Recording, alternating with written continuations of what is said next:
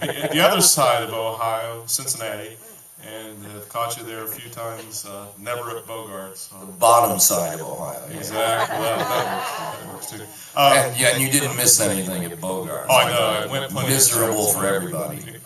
We heard you on your 51st birthday, and you said, "Isn't it great to not be at Bogart's?" Yes.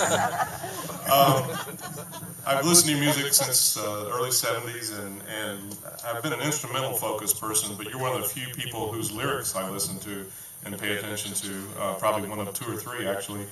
And a lot of them have had a lot of impact for me at various stages in my life of just some of the directions you go. I'm curious who, like, some books and authors might have been that have influenced you over time, and maybe what's on your reading stand now, if anything. Or...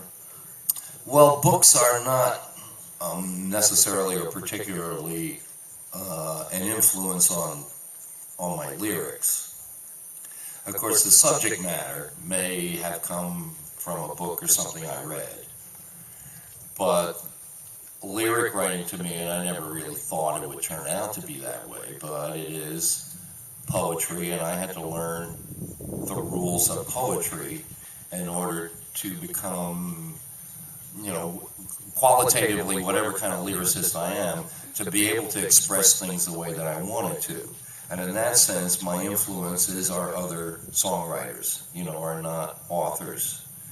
They, it goes as far back as, my seminal influences like Gilbert and Sullivan, and the way that unusual words are woven into the lyrics, and Sondheim, or even classic songwriters of the 30s and 40s, and songwriters of today like Elvis Costello, who understand what you can do with words besides simply having some vowels to pronounce over a melody. And in that sense, at a certain point, I would have maybe taken a little umbrage at being called a poet, because that's so gay.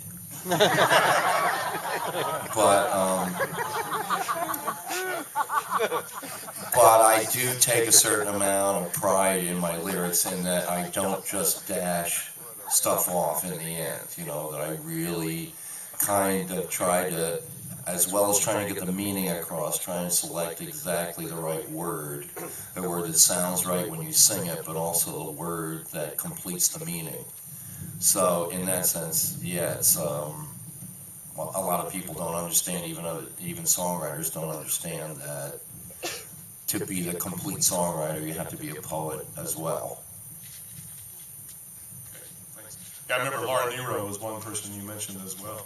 Well, that's, quite obviously, she had a big influence on me, and it was the way that she would sometimes invent words, in order, and somehow even an invented word had a meaning to it. And then you take the other extreme, like, Cocteau Twins, in which is just all babbling, but somehow you think it means something when you get to the end of the song.